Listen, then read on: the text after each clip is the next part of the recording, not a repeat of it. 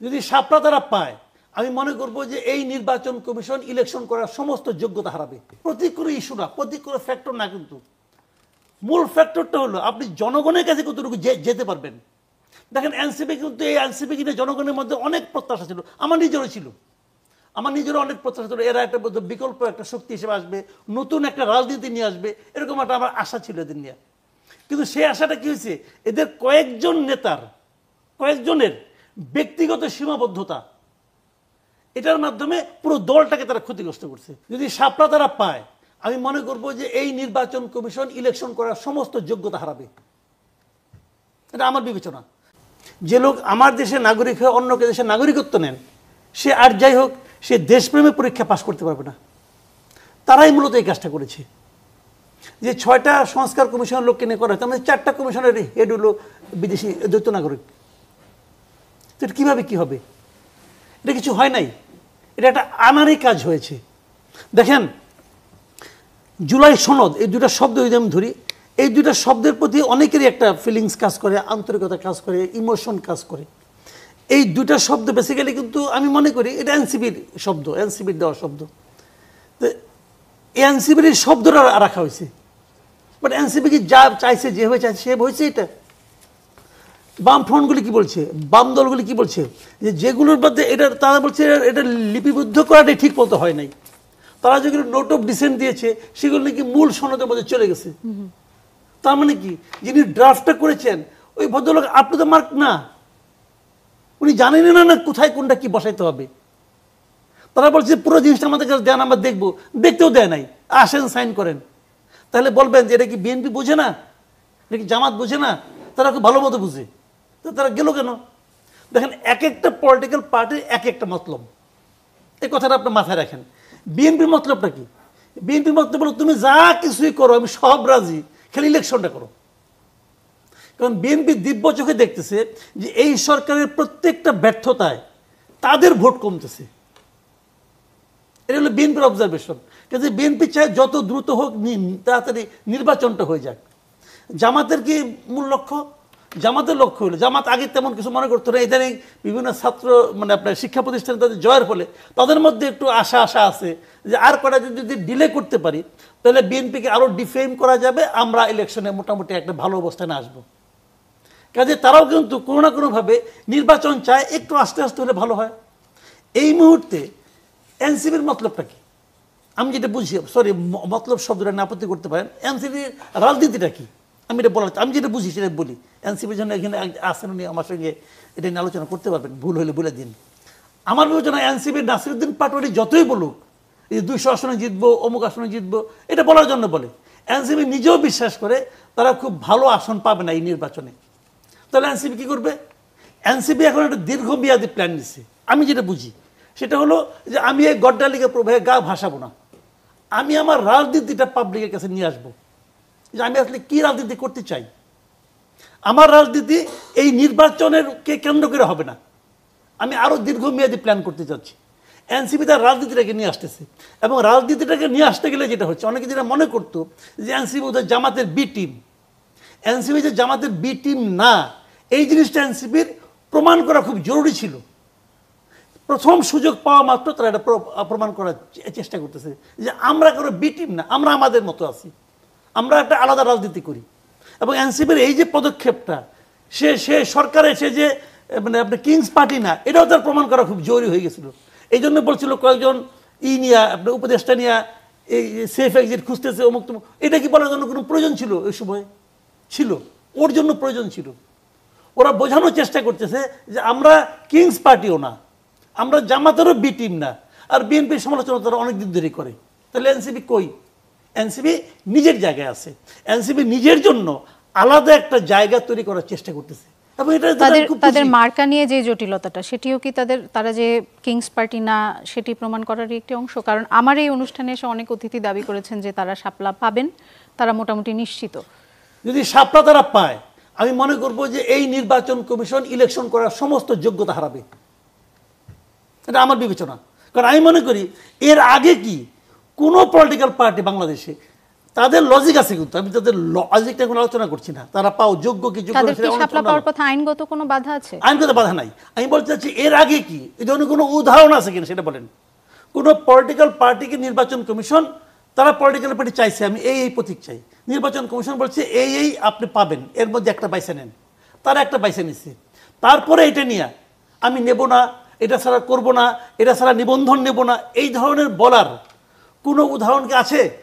আমার মনে পড়ে না, থাকতে পারে, আমার বয়স হয়েছে হয়তো স্মৃতি ভ্রম হতে পারে, কিন্তু আমার মনে পড়ে না। তাহলে তারপরে ওরা যেটা করতেছে এটা হলো গিয়ে আমি মনে করি যে এটা মানে উদাহরণ নাই এরকম।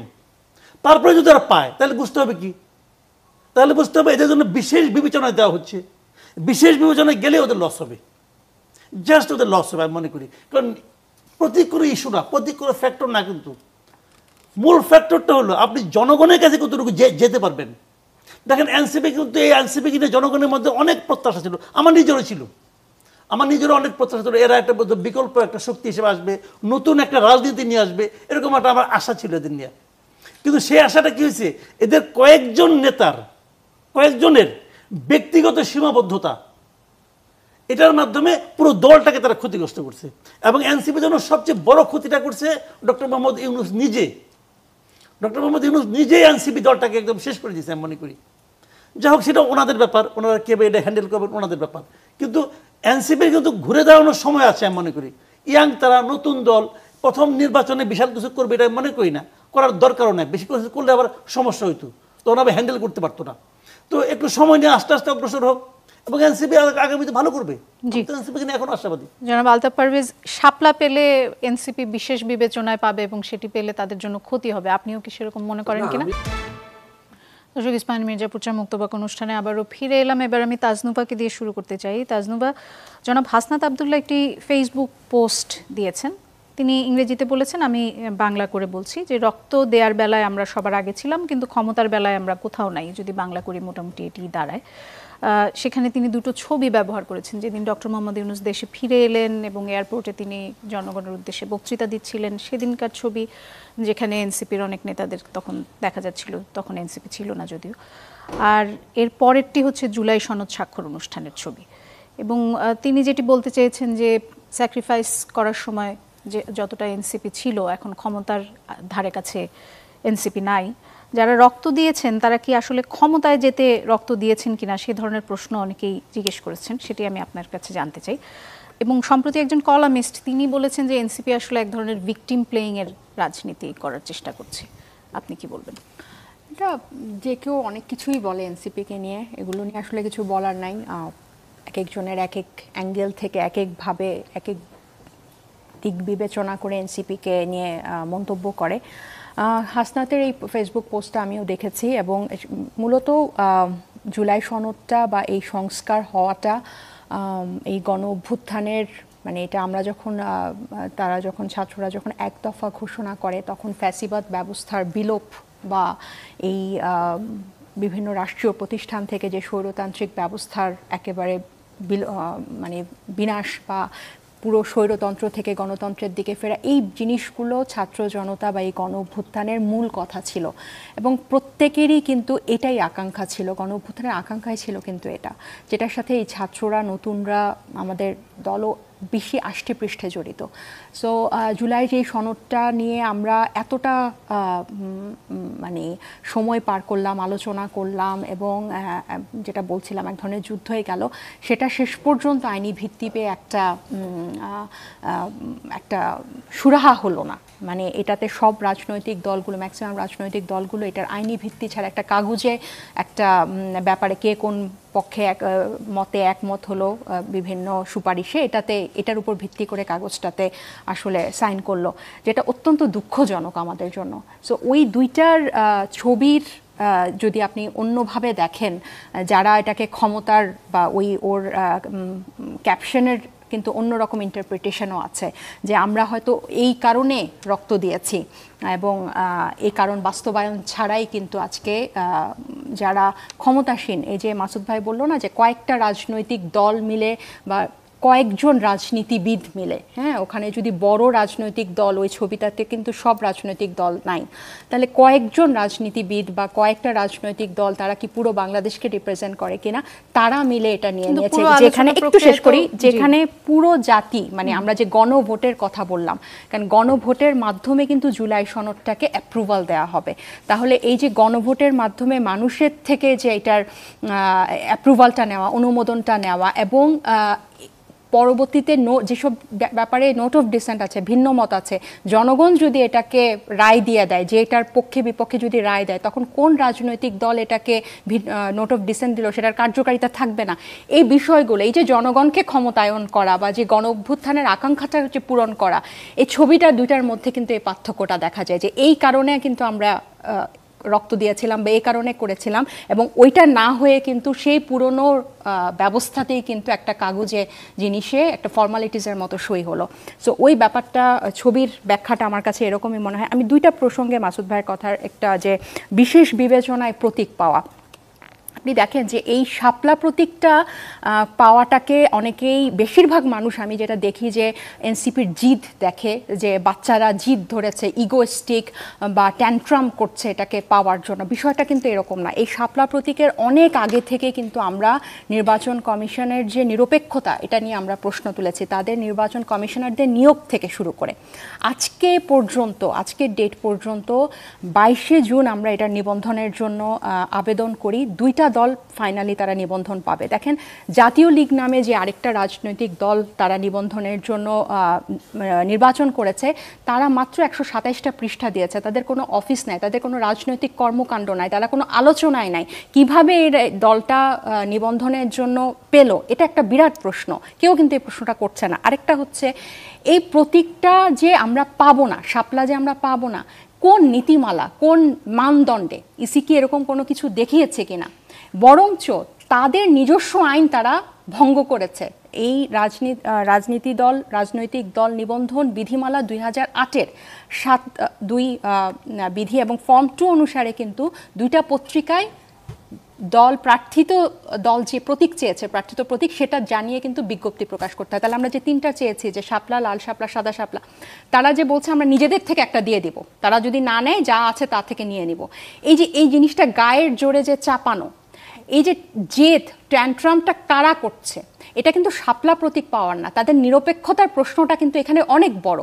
এবং তারা মুখে যে অজুহাতটা দিচ্ছে যে আমরা হচ্ছে এটা জাতীয় প্রতীক তো 4টা স্বতন্ত্র উপাদান নিয়ে তৈরি, তাহলে বাকিরা যদি পায় আমরা কেন পাবো না? এবং এটা যে পাবো না, এটার কোনো আপনাদের লিখিত নীতিমালা আছে কিনা, তারা কিন্তু কিছু দেখাতে পারেনি। বরং এই রাজনৈতিক দল নিবন্ধন 2008-এর যে বিধিমালা, ওইটা তারা ভঙ্গ করেছে। এবং আজকে কিন্তু তারা এটা অ্যাডমিটও করেছে যে এখানে তো এটা ভুল হয়েছে। তাহলে তারা নিজেদের আইনেই কিন্তু নিজেরা আটকায়। আজকে একজন ইসি সচিব বলেছে যে তারা কোনো ব্যক্তি বা গোষ্ঠীর কাছে মাথা নত করবে না। তাহলে তারা নিশ্চয়ই আইনের কাছে মাথা নত করবে। আমাদেরকে যদি একটা পরিষ্কার আইনি ব্যাখ্যা দেয়, আমি একটা জিনিস ব্যাখ্যা দেয়, তাহলে কিন্তু আমরা এটাতে সরে আসবো, অবশ্যই সরে আসবো। এটা আমি দাবি নিয়ে বলতে পারি, যদি একটা সুস্পষ্ট আইনি ব্যাখ্যা যদি দেয়। কারণ এই গত 3টা নির্বাচন কমিশনার যেভাবে নির্বাচিত হয়েছে বা ঠিক হয়েছে দলীয় বিবেচনায়, এবারও কিন্তু সেরকম ওই একই আইনের, 2022-এর একই আইনের, এবং একটা অনুসন্ধান কমিটি হয়েছে। ওই কমিটিতে কারা সদস্য ছিল, এই কমিটির স্বচ্ছতা কি? একটু আমি দুঃখিত যে আপনাকে থামাতে হচ্ছে। সেটি হচ্ছে দুটি বিষয়। একটি হচ্ছে আপনি বলেছেন যে যখন আলোচনা হয়েছে কিছু রাজনৈতিক দলের সেখানে প্রাধান্য ছিল, কিছু রাজনৈতিক ব্যক্তিত্বের সেখানে প্রাধান্য ছিল, এবং সেভাবেই জুলাই সনদ। কিন্তু পুরো আলোচনা প্রক্রিয়ায় যে 3টি রাজনৈতিক দল সবচেয়ে বেশি গুরুত্ব পেয়েছে, বিএনপি, জামায়াত এবং তারপরে কিন্তু এনসিপি, এবং এনসিপি কিন্তু এখনো নিবন্ধন পায়নি। তারপরেও আমরা দেখেছি যে এনসিপি কিন্তু শুরু থেকে অনেক গুরুত্ব পেয়েছে। কাজে এনসিপি আসলে এই অভিযোগটা করলে সেই অভিযোগ খুব বেশি ভিত্তিতে ধোপে টেকে কিনা সেটি একটি প্রশ্ন। আরেকটি হচ্ছে যে শাপলা, আপনাদেরকে নির্বাচন কমিশন যদি শাপলা দিত, তাহলে তো আবার অন্য রাজনৈতিক দলও এই অভিযোগ তুলতে পারতো যে আমরা তো আগের শাপলা চেয়েছিলাম, কিন্তু শাপলা তো তাদেরকেও দেয়া হয়নি। এই অজুহাত তুলে যে সেটি, নাগরিক ঐক্য কিন্তু অলরেডি একটা প্রতীকে নিবন্ধিত। জি হ্যাঁ, এটা যখন সেকেন্ড, তারা প্রথমে শাপলা চেয়েছিল, এটা সেকেন্ড অপশন। এবং আমাদের প্রশ্নটা আমরা বারবার যে জিনিসটা আপনাদের, এবি পার্টিও কিন্তু অন্য একটি, তারাও খুব সম্ভবত আমি মনে করতে পারছি না তারা কি চেয়েছিলেন। তাদের তারা যে ঈগল পেয়েছেন প্রতীকটা, ঈগল প্রতীকটা কিন্তু একটা রাষ্ট্রীয় প্রতিষ্ঠানেরও, বিমান বাহিনীরও একটা লোগো। সো আমাদেরকে যে একটা ডিজেফাই এর লোগোতে শাপলা আছে এটা বলে দেয়া যাবে না, নির্বাচনের কমিশনের অফিস থেকে যেটা বলা হয়েছে এটা কিন্তু মিলল না। তাহলে আমরা যে জিনিসটা শাপলার প্রতীক নিয়ে আপনাদেরকে বোঝাতে পারছি না, যে শাপলা প্রতীক না পাওয়ার পেছনে তাদের নির্দিষ্ট কোনো নীতিমালা নাই। আচ্ছা, এই প্রসঙ্গ নিয়ে আমি আরেকটু বলতে পারি, যে যেটা আপনি বললেন যে ওই এনসিপি সহ বিএনপি, জামাত এবং এনসিপিকে গুরুত্ব দেওয়া হয়। এনসিপি যেহেতু গণ অভ্যুত্থানের নেতৃত্ব দানকারী ছাত্রদের নিয়ে গঠিত, আমার কাছে মনে হয় এটার প্রাসঙ্গিকতা এবং গুরুত্ব এই সময়ে, মানে এক বছরে, এমন না যে গণ অভ্যুত্থান হওয়ার পর 5 বছর কেটে গেছে, একদম গণ অভ্যুত্থানের পরপর এই গণ অভ্যুত্থান থেকে বের হয়ে আসা একটা রাজনৈতিক দলের গুরুত্ব বা সেটা সবার মধ্যেই আছে। আমাদের অনেক যারা আমাদের সমালোচনা করে বা বিভিন্ন বিষয়ে যারা ভুলভ্রান্তি ধরে, তারাও আমাদেরকে প্রাসঙ্গিক মনে করে।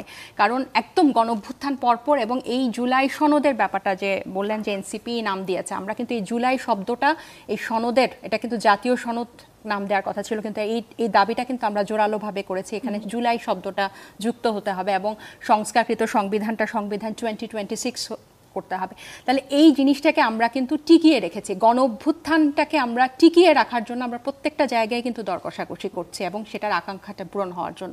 তো সেই বিবেচনায় অবশ্যই এনসিপি একটা গুরুত্ব। জনাব আলতাফ পারভেজ, আপনি শুনছিলেন এই যে বিতর্কটা শাপলা পাওয়া নিয়ে, এবং যেটি বিরতির আগে জনাব মাসুদ কামাল বলেছিলেন যে শাপলা পেলে এনসিপি বিশেষ বিবেচনা পাবে, এবং তাজনুবা বলছিলেন যে আসলে নির্বাচন কমিশন তাদেরকে কোনো আইনি ব্যাখ্যা দেয়নি যে কেন তারা শাপলা পেতে পারবেন না। যদি আমি জানি যে শাহদিন মালিক একটি ব্যাখ্যা দিয়েছেন, তিনি আমি আসলে অনেক কিছুই শুনেছি, সেই প্রত্যেকটা বিষয়ে কিছু বলতে চাচ্ছি। একটা হলো শাপলা বিষয়টা আগে বলি। দেখুন, এটা একটু কিছুটা কাণ্ডজ্ঞানেরও ব্যাপার। শাপলা আমাদের জাতীয় প্রতীক। শাপলা আমাদের দলিলপত্রে থাকে, আমাদের সরকারি চাকরিজীবীদের অনেকের প্রতীক হিসাবে থাকে, শাপলা আমাদের কয়েনে আছে। মানে জাতীয় প্রতীক, এবং তার আশেপাশের কিছুই আসলে কোনো দলকে দেওয়া ঠিক নয়। কারণ এটা হলো নির্বাচনে তাহলে একটা লেভেল প্লেইং ফিল্ড হবে না। দেখুন, আমি ভারতের একটা উদাহরণ দিই। ভারতে টিএন শেষন যখন নির্বাচনী কমিশনার ছিলেন, সেই বিখ্যাত, উনি টাকা দেখিয়ে বলতেন যে এই যে গান্ধীর ছবি আছে টাকায়, এইটাও কংগ্রেসকে আসলে ফেভার করা হয়, কারণ কংগ্রেসের একজন নেতা ছিলেন, উনি এইটারও বিপক্ষে ছিলেন। মানে নির্বাচনকে সুষ্ঠু করতে হলে প্রতীকও একটা ব্যাপার। মানে আমরা জাতীয় প্রতীকের কাছাকাছি কোনো একটা প্রতীক একটা দলকে দিতে পারি না। আর এনসিপি তো এখনো কোনো প্রতীক পায়নি, যে কোনো প্রতীক নিয়েই তার নির্বাচনী আদর্শের প্রচার সম্ভব।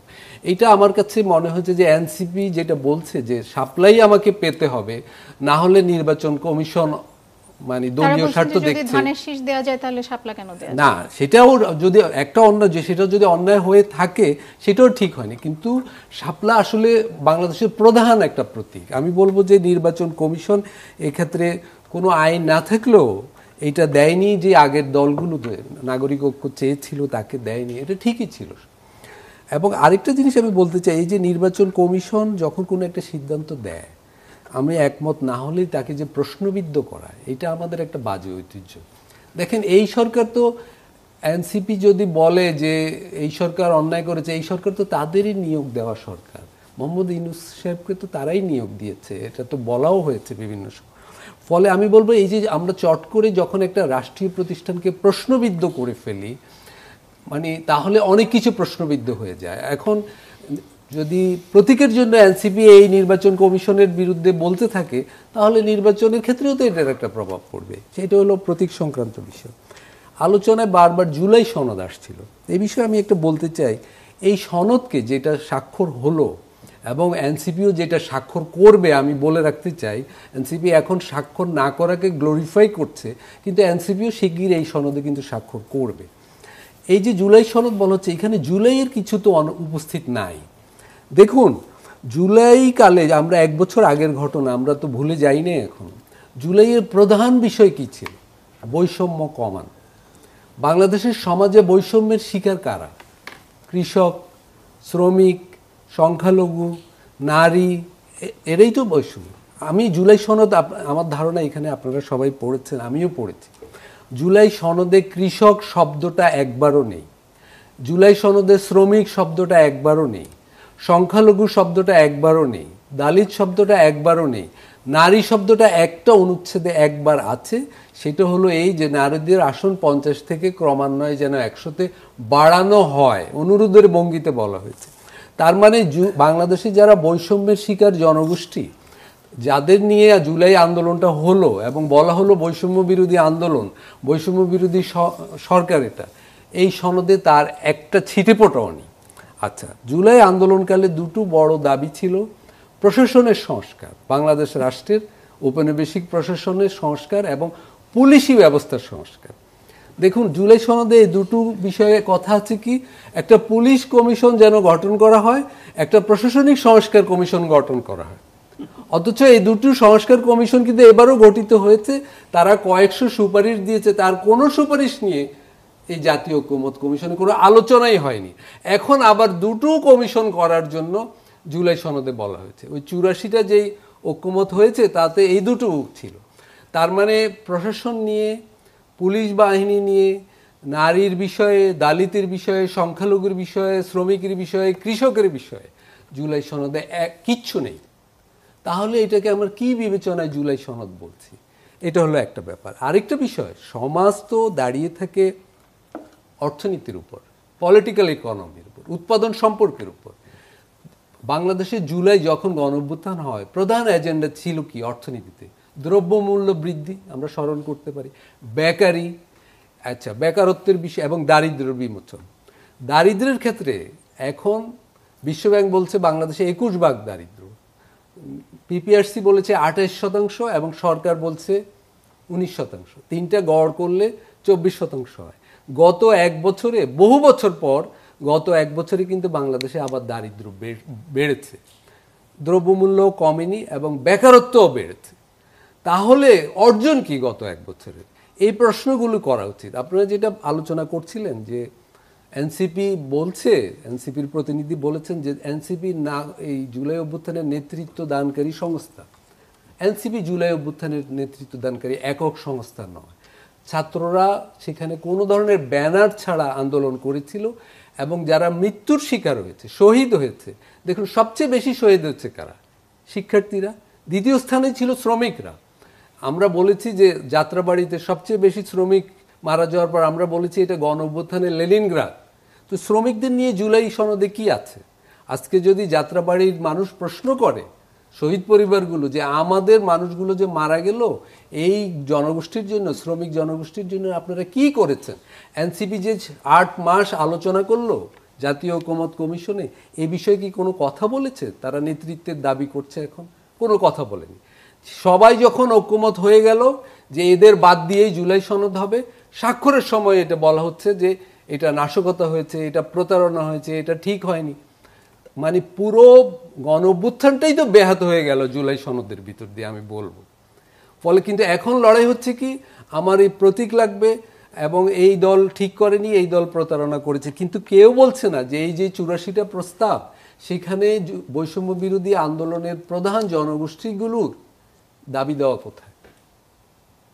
সেই নিয়ে কিন্তু প্রত্যেকটা রাজনৈতিক দল, শুধু এনসিপি চুপ, প্রত্যেকটা, আমি বলছি তো প্রত্যেকটি রাজনৈতিক দলই চুপ হয়ে আছে। মানে গণ অভ্যুত্থান পুরোপুরি ব্যাহত হয়ে যাওয়ার পরেও কোনো রাজনৈতিক দল কথা বলছে না। এবং সেটা বলা হচ্ছে, আমার সহ-আলোচক বলছেন জাতীয় ঐক্যমত কমিশন দাবি করছে বিরাট একটা, তারা একটা সনদ তৈরি করে দিয়েছে, কিন্তু এই সনদ কিভাবে বাস্তবায়ন হবে সেটাও এখনো বলছে না। এটা গণভোটের মাধ্যমে হতে পারে। গণভোট কি একদিনে হবে না একাধিক দিনে, অন্য দিনে হবে? এবং গণভোট কি নিয়ে হবে? এবং সবচেয়ে বড় কথা, জুলাই সনদে যে 84টা বিষয়ের কথা বলা হয়েছে, সেখানে অনেকগুলো বিষয় তো অনেকগুলো রাজনৈতিক দল ভিন্ন মত দিয়ে রেখেছে। তা এখন মানুষ কি ওই ভিন্ন মতের উপর ভোট দিবে, না যেগুলো ঐক্যমত হয়েছে সেগুলোর উপর ভোট দিবে? এবং ভোটের বাইরেও মূল কথা হলো, একটা বিপজ্জনক বিষয় ঘটে গেছে যে এই যে জুলাই সনদে বৈষম্য বিরোধী মূল জনগোষ্ঠীগুলোর দাবি অগ্রাহ্য করা হলো, এখন জুলাই সনদ পাশ হওয়ার পরে বহু বছরের জন্য এইসব দাবি আর জনসমাজে উঠবে না। বলা হবে যে সনদ তো হয়ে গেছে, এইসব দাবির তো একটা ফয়সালা হয়ে গেছে। অথচ 11টা যে কমিশন হলো, এই কমিশনগুলো তো জনগণের টাকাতেই হয়েছে। এই কমিশনগুলোর সদস্যরা তো কয়েক মাস শ্রম দিয়ে এই কমিশনগুলো গঠন করেছে। তো প্রধান প্রধান গুরুত্বপূর্ণ কমিশনগুলোর কোনো সুপারিশই তো বাস্তবায়ন হলো না। আপনি স্থানীয় সরকার কমিশন বলুন, শ্রম বিষয়ক কমিশন বলুন, নারী কমিশন বলুন, কোনো দাবি দেওয়া জুলাই সনদে আসেনি। তাহলে এই জুলাই সনদের মানে কি, এটা কি দিবে জাতিকে? এর দায় আপনি কাকে দিবেন? এই দায় আমি দিব, ঐকমত্য কমিশনকে দিবেন, আমি সরকারকে দেব, প্রধানত রাজনৈতিক দলগুলো দিব এবং জাতীয় ঐকমত্য কমিশন, তাদেরকে এইগুলোর দায়িত্ব নিতে হবে। এবং এনসিপি যদি নেতৃত্ব দানকারী সংস্থা হয় তাকে বড় দায়িত্ব নিতে হবে যে কেন তারা এগুলো নিয়ে জুলাই জাতীয় ঐকমত্য কমিশনে করলো না। তারা এখন জুলাই সনদ বাস্তবায়নের আইনগত দিক নিয়ে দাবি তুলছে, কিন্তু জুলাই সনদের কন্টেন্ট নিয়ে কিন্তু কোনো দাবি তুলছে না। জুলাই সনদের বিষয়বস্তুটা খুব ইম্পর্টেন্ট, যে এটা কি বাস্তবায়ন হবে, কিসের আইনগত ভিত্তি দেওয়া হবে। যারা মাসুদ কামাল এই প্রসঙ্গে যদি কিছু যোগ করতে চান, নাহলে আমি আসলে অন্য প্রসঙ্গে যেতে চাই। এই প্রসঙ্গে আলতাফ ভাই যেগুলি বললেন আমি তার সঙ্গে একমত। আমি তো শুরু থেকেই বলতেছি রে ভাই, এটা পারবে না, এরা জাস্ট পারবে না এবং পারে নাই। এটা প্রমাণ করে দিয়েছে তারা অযোগ্য লোক, যারা এই দায়িত্বটা নিয়েছিল তারা যে অযোগ্য, তারা সেটা প্রমাণ করছে একদম। তারপরে ওদেরকে পেছনে অনেক টাকা পয়সা খরচ হয়েছে, আরও হবে ইনশাআল্লাহ, আল্লাহর রহমতে হতে থাকবে। তো আমি প্রথমেই বলছিলাম একটা কথা, এই গভর্নমেন্ট হলো একটা নন সিরিয়াস টাইপের গভর্নমেন্ট, এবং ওনারা যা যা কাজ করছে, যে যে লোকগুলিকে নিয়ে আসছে সবগুলি হলো আপনার নন সিরিয়াস টাইপের লোক। তারা আসছে বিদেশ থেকে, এখানে এক বছর বেড়াইতে গেল সরকারি টাকায়, এই আর কিছু না। এতে আমাদের দেশ জাতির কোনো পরিবর্তন হবে না। কিন্তু রাজনৈতিক দলগুলো তো ছিল এই পুরো প্রক্রিয়া ছিল, সবাই যার যার ধান্দা নিয়েছিল, তাদেরকে ধান্দা আছে রে ভাই, এবং ধান্দাটা কি তোমাকে বলছি, তারা যখন সরকার গঠন করবে তখন আসলে কি পরিবর্তন, এগুলো কিচ্ছু হবে না। তারা যখন সরকার গঠন করবে, এই জুলাই সনদ আপনি এই পৃষ্ঠায় 52 পৃষ্ঠার এই সনদটা উল্টেও দেখবে না কেউ, দেখেন কি উল্টেও দেখবে না। তারা বলবে আমাদের 31 দফা আছে, মহান 31 দফা, তারা ওটিতে থাকবে। আপনি সারাদিন চিল্লাবেন, কি হবে? তারা বলবে আমরা জনগণের ম্যান্ডেট পেয়ে আসছি। আমি এবার একটু অন্য প্রসঙ্গে যেতে চাই। 4টি বিশ্ববিদ্যালয়ের যে ছাত্র সংসদ নির্বাচন, যেটি নিয়ে অনেক আলোচনা হয়েছে এবং 4টিতেই শিবিরের সমর্থিত যে প্যানেল সেগুলো এগিয়ে আছে। জামায়াত কি তাহলে এখন দেশের সবচেয়ে জনপ্রিয় দল কিনা, আপনার কি মনে হয়? আর বিশ্ববিদ্যালয় যদি জামায়াত সবচেয়ে জনপ্রিয় দল না হয়, তাহলে বিশ্ববিদ্যালয়গুলোতে এমন ফল কিভাবে হলো? জামায়াত সবচেয়ে জনপ্রিয় দল এই মুহূর্তে নয়। জনপ্রিয়তা বলতে যা বোঝায় সেই বিবেচনায় তারা সবচেয়ে জনপ্রিয় দল নয়, আমি যেটা বুঝি। আর আপনি বলবেন তুমি কি মাই পারছো? আমি মাই পাসি না, আমার তো একটা অবজারভেশন আছে। ওই ভাব তো একটা চাপ দিয়ে লেগে দেখে, ওই একটা চাপ দিয়ে আমি বলতেছি যে আমার সবচেয়ে জনপ্রিয় দল নয়। তাহলে স্টুডেন্টগুলি কেন জিতলো? আমি আপনাকে ছোট্ট একটা জিনিস বলি। বিষয়টা হলো কি, এই যে বিশ্ববিদ্যালয়গুলো, এই বিশ্ববিদ্যালয়গুলো যারা সাধারণ স্টুডেন্ট, যারা তাদের গত 15 বছরে মূল আতঙ্ক কী ছিল বলেন তো? মূল আতঙ্ক ছিল যে হলে সিট না পাওয়া, মূল আতঙ্ক ছিল পরীক্ষার আগের রাত্রে মিছিলে যেতে হবে, মূল আতঙ্ক ছিল যা তা করবে, করে নিয়ে কোনো বিচার পাবে না, কাউকে ঘাট ধরে বের করে দেবে, কোনো নারীকে অপমান করবে, কোনো বিচার হবে না। এটার মূল আতঙ্ক ছিল স্টুডেন্ট লিডারদের দিকে টিচাররা তাকায় থাকতো, তারা অনুমতি দিলে টিচাররা মাথা নাড়তো, তারা অনুমতি না দিলে টিচাররা মাথা নাড়তো না। এই ছিল আতঙ্ক। সে আতঙ্কটা কার বিরুদ্ধে ছিল? ছাত্রলীগ কিন্তু ফ্যাক্টর না, ফ্যাক্টর হলো সরকারি দলের ছাত্র সংগঠন। সিম্পলিভাবে এইভাবে ধরেন, সরকারি দলের ছাত্র সংগঠনকে তারা ভয় পাইতো। যদি সরকারি দলের ছাত্র সংগঠন পাওয়ারফুল হয়, তারা এটা করতে থাকবে। এরা হিসাব করে দেখছে, মোটামুটি তারা বুঝেও গেছে যে আগামীতে সরকারে আসতেছে বিএনপি, ঠিক আছে? এটা বিএনপি যারা ছাত্র সংগঠন আছে তারাও জানে যে আমরা আগামীতে ক্ষমতায় আসতেছি। এই যে সরকারি দলের ছাত্র সংগঠনের ব্যাপারে যে আতঙ্কটা, এই আতঙ্কটা মূলত সাধারণ ছাত্রদের মধ্যে কাজ করছে। এখন বিকল্প হিসেবে শক্তিশালী ছাত্র সংগঠন মানে ভিজিবল একটাই আছে, শিবির। এটা হলো বেসিক কারণ। এর সঙ্গে যুক্ত হয়েছে আরও অনেকগুলি কারণ। কারণ ওরা ওয়েলফেয়ার পলিটিক্স করছে শিবিরের লোকজন।